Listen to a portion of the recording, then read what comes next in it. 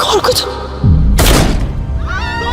Teşkilat dizisinin yeni bölümünde Altay projeyle ilgili detaylara ulaşmaya çalışırken babasıyla ilgili büyük bir gerçeği öğrenecek.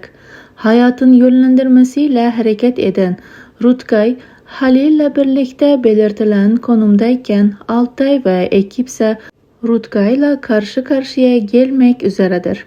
Korkut, Bahar'ın hayatında kişi olarak Cevher'in karşısına çıkacak. Cevher şaşkınlığını atlatsa da öfkesini dinmez. Korkut'u büyük bir yüzleşme bekliyordur.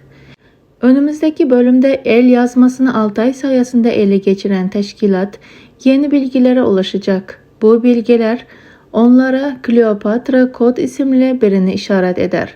Altay operasyon için harekete geçerken onu bekleyen büyük tehlikeden habersizdir.